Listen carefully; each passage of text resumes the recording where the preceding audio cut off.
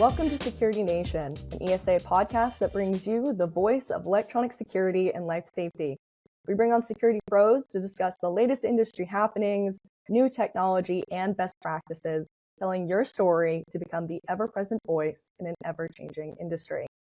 I'd like to introduce this episode's guest. We have Steven Swavely, Distribution Account Manager over at Resideo. Thanks for coming on the podcast today, Steven. Hannah, thank you for having me. Privileged to be able to join you today. Yeah, happy to have you. So this is my first time actually meeting you and speaking with you, but I heard through the grapevine that you come from a completely different background than security. You're actually an athlete of sorts, is what I've heard. So maybe you can kind of give us a little bit the background of your story. How did you end up here with Resideo and where'd you come from? Sure. So it's and kind of going back, hockey and sports were my entire life growing up. That's what I knew. That's what I went to college for. You can't get a degree in hockey, but I would have if you could have. So I played hockey. Maybe I committed to hockey only my high school year of maybe my sophomore year of high school. I played at the University of Maine, where I got my degree in finance. After I graduated from the University of Maine, I played 4 years of semi-professional hockey. So it was basically essentially the AAA in the Flyers organization. So I think it was the day before COVID kind of shut everything down. I got hit into the boards, broke my wrist, and I figured that was the end, and it was time to move on and find a career. I kind of always knew that it wouldn't last forever, and I think my family did a pretty good job instilling that into me, that your education is important. You're going to need a career once your sports life is done. So then I got referred to the brand ambassador program at Resideo. It's actually one of the first three that they onboarded and hired. It was Philadelphia, Kentucky, Louisville, Kentucky, and Dallas, Texas. So I was in Philadelphia. That's kind of, I got referred. That was my start to the security industry, and also worked the HVAC side of the company. But yeah, it was quite a different journey from being an athlete and all you knew was sports, and then taking the chance, taking the jump, and jumping into the security role, which I've loved my experience ever since. That's crazy. So yeah, you really came from a completely different side of things and ended up in this industry, which I feel like, in my experience, it's either that you were kind of born and raised and a nepo baby of sorts in this industry, like my father and my grandfather, or it unexpectedly became a part of your career story. And it seems like you're kind of the latter. I didn't realize that you were one of the first in the brand ambassador program. So what was that like? It was an awesome experience, and again, I can't stress this enough, that moving from sports to the security industry, Resideo provided me an opportunity to come in and learn. Right, I came in green. I didn't have any experience in the HVAC or the security world, so there were some nerves, no doubt. Jumping careers and not even close to the same career. Sports and security industry, just two different ball games in a way. But there's so many things that you can take from sports and into the security industry: the competitiveness, the discipline, the desire to go out and win. There's so many traits and characteristics from playing sports that carried me so well into Resideo. And I can't stress enough that Resideo just did such an unbelievable job of accepting me, giving me an opportunity, and then allowing me to go out and learn and really make the position of what I found I could out in the field. And I really think that empowered me to be where I am today. No, that's great. So just for our listeners who may not know, we're alluding to, and we keep mentioning this brand ambassador program that Resideo started. And correct me if I'm wrong, Steven, but the program was initiated to address one of the biggest challenges that our industry faces, which is a workforce issue. Mm-hmm. So we're having a hard time getting younger people involved. We have an aging workforce. Kind of a lack of diversity is one of our challenges, and so this was one of the approaches that Resideo took to kind of get some fresh faces involved in the industry. And it seems like it's been a success. And that was part of the reason I wanted to have you come on, is to kind of talk about this this issue and your experience being a part of, I'm assuming Generation Z, I'm assuming Gen Z, Millennial. I don't know. They keep I think I'm moving the years millennial, but around. that might be the Yeah, cutoff. I'm not sure.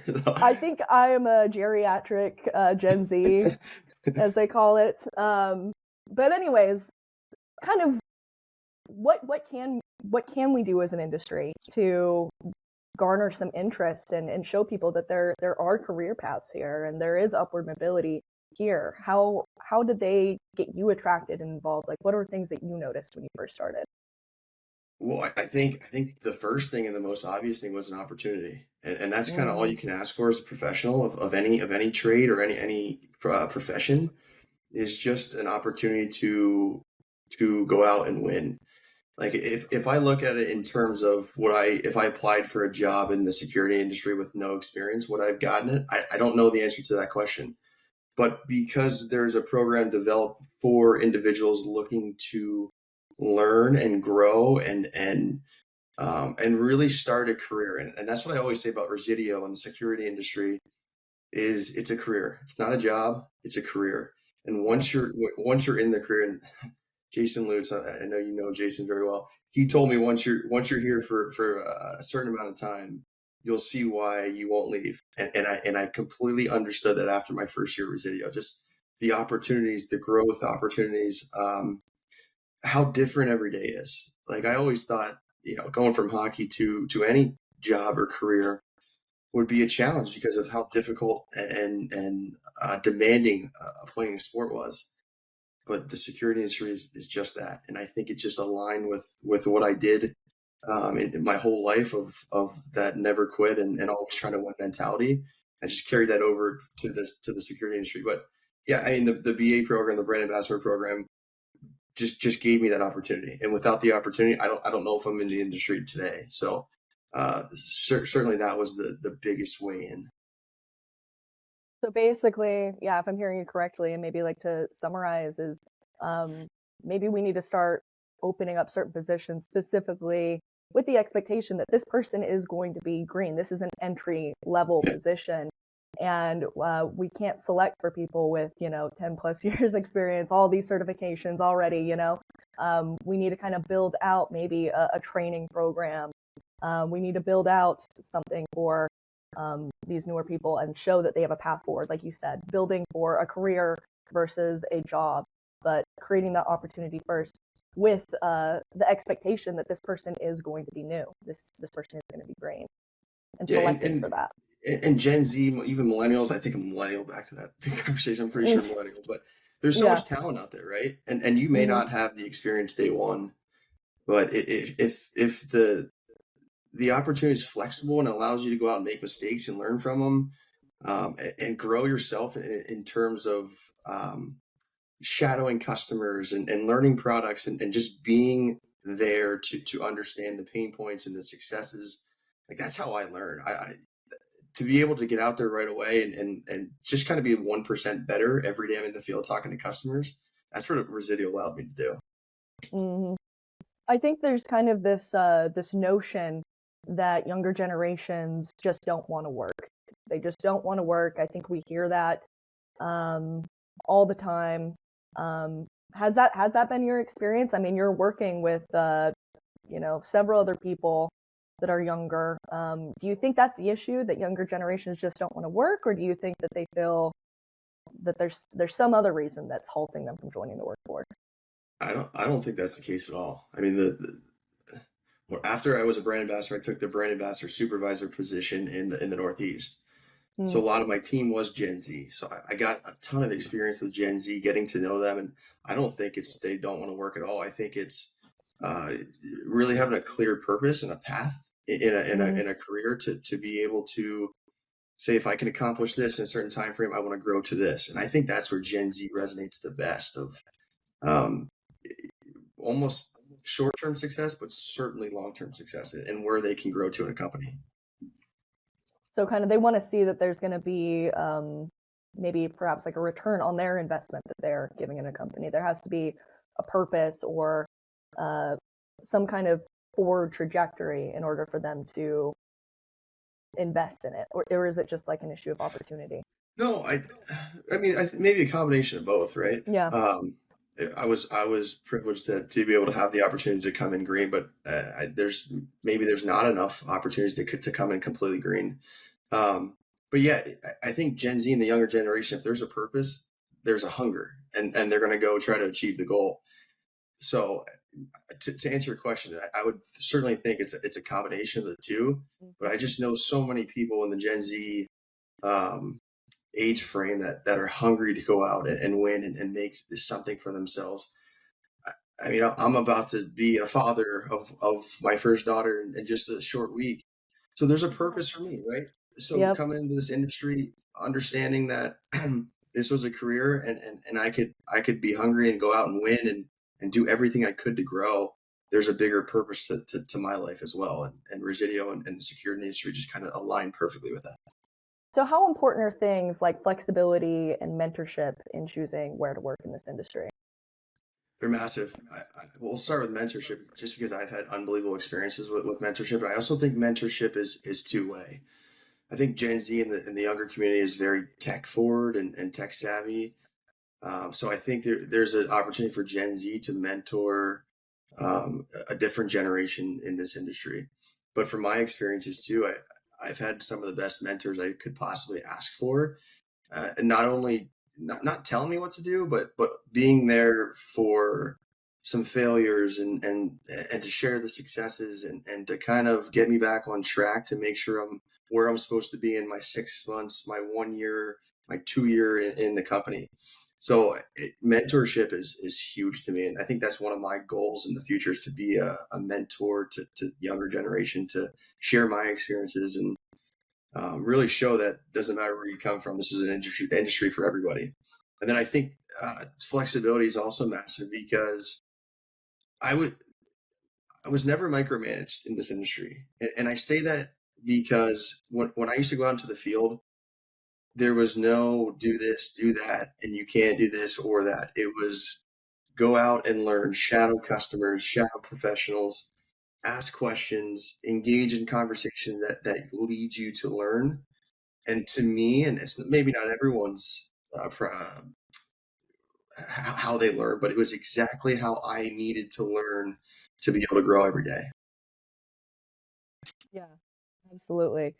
Another thing, as far as like, I think there's also this notion like that people need to go into university in order to get a career. They have to have at least their bachelor's. But I think we're kind of experiencing a shift, maybe with the advent of AI, changing, that whole dynamic with white collar jobs versus blue collar jobs. But I think one thing that makes our industry a little attractive is that you can get into it, like you're saying, with proper mentorship, Hmm. apprenticeship programs, and learning trades and getting the proper certifications. There's a whole career without having to do a huge investment in higher education. So we might see the landscape kind of evolve a lot with that, just making that more attractive. No doubt. I don't think you can learn everything in 4 years. No This way. industry is so deep that it changes like drastically from year to year in terms of new products and just different ways to go to market and your sales process every day, depending on who you're talking to, is different. So there's a lot of things you can't teach on a PowerPoint. There's certain things you have to go out and be flexible In the to field. Yep. 100%. And I think that's a huge opportunity in this field is to do exactly that. So you talked a little bit about how being in hockey and being an athlete kind of taught you how to have like this certain type of grit and determination, and there were certain parallels. So how have you kind of taken that experience into some of the challenges that you've encountered as a young professional in this industry? I think one is just never quit. There's always something Mm, you can something productive you can come out of every conversation with a customer or distributor or whoever you're selling something to, or even just talking to business related. Number two, I was always big in hockey on discipline. Like, and it mm, translates to this industry. Get up at the same time. Get in a rhythm. The day's not going to be the same, but if you consistently wake up with a purpose, if you consistently wake up with I'm going to be better today than I was yesterday. I'm not going to make the same mistakes. same in sports. You practice every day to play. You practice 5 times to play 2 games in a week. You're constantly practicing. So the security industry is no different. It takes a lot of practice. It takes a lot of experience, and just constantly crafting your skills that maybe you didn't have a week ago. So it makes it a little bit competitive, if that makes sense. Yeah, absolutely. And kind of pulling a little bit from that, sorry, I just thought about something you brought up earlier as far as when we were talking about mentorship and flexibility. Do you think that's something that maybe employers who are looking to hire and maybe focus also on retention is to kind of make sure that they're offering that kind of flexibility? Maybe do you think there's too much rigidity still with older generations and they just think, oh, this is the way we've always done it, this is the way we need to do it? Do you think that they need to kind of maybe start thinking outside the box, so to speak, when it comes to getting the younger generation interested? Yeah. Yes, I do. And the thing with mentorship too, in my experiences, is sometimes you just need someone to go to vent, right? To share Yeah, something good that happens. It doesn't need to be so business related all the time. You just need to get some thoughts out there. You need to share something with somebody right. and an ear to listen. And that was important to me because again, it's the industry's so deep in everything it offers that there's things you're just going to have to talk through. So yeah, yes. And then you made the point about like the younger generation in the field. There's a lot of customers that have been doing this for 30, 35 years, and they're set in Mhm. their ways. Me coming in green, that was a challenge. It was a challenge to say, Mhm. I'm going to teach you something. I'm going to try to offer you something. And then a customer being like, I've done this for a long time. I know what I'm doing. So Yep. maybe a give and take of listening to the younger generations, hearing our ideas, hearing our thoughts. But also, yeah, the mentorship is just so critical for a company to attract and retain younger generations.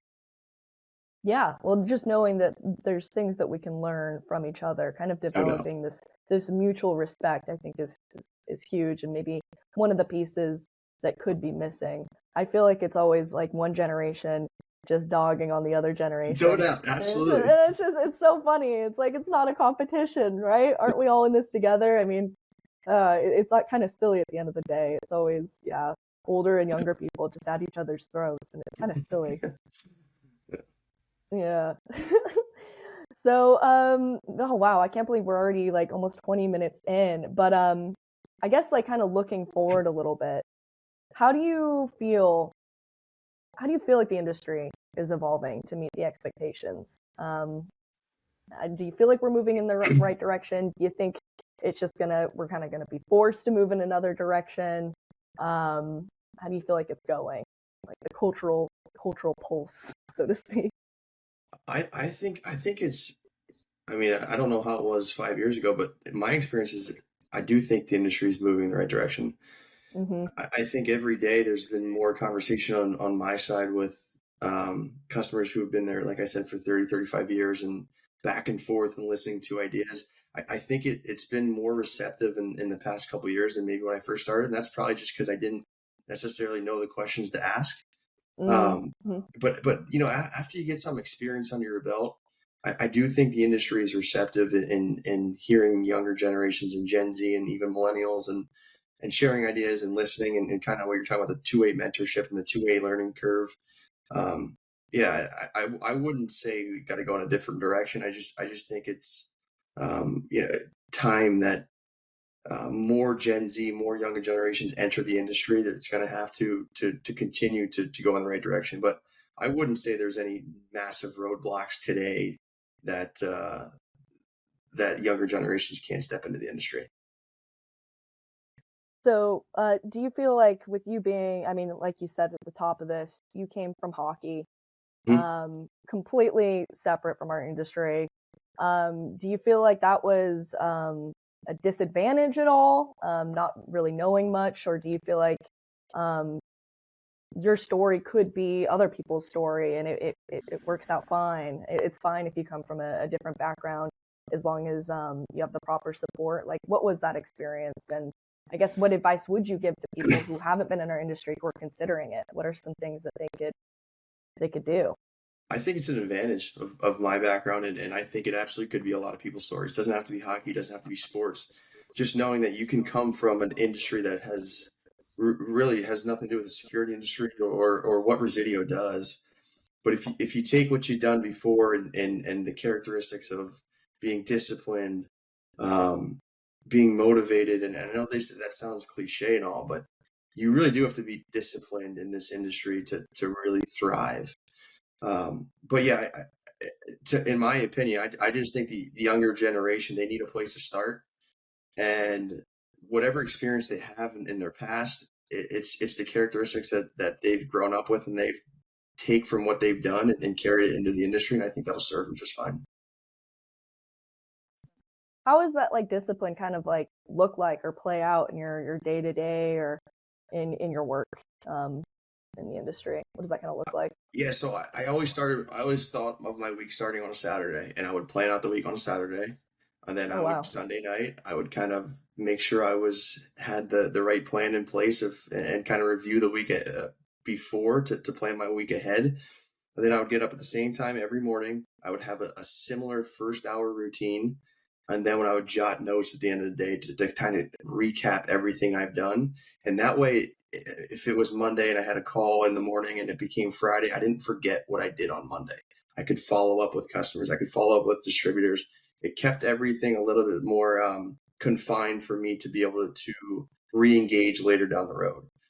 So just getting it, and again, every day is so much different that if you have some kind of routine in the morning or some kind of routine at the end of the day, it makes everything in the middle go a little bit smoother. So that was always my discipline and commitment to myself, Monday through Friday.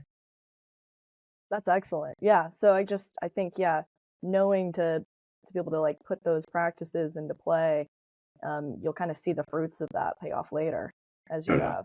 have. So this is a little bit more. I might potentially be steering us into like a more philosophical question. So forgive me. But there's a question of whether or not we're living in an increasingly nihilistic culture potentially, and we've been talking a lot about the importance of purpose and meaning when it comes to finding our careers and stuff. So if we do live in I mean, you may disagree. If we do live in like a culture that lacks purpose, do you think that maybe something that we could do as employers in the industry is be really clear in a stated purpose?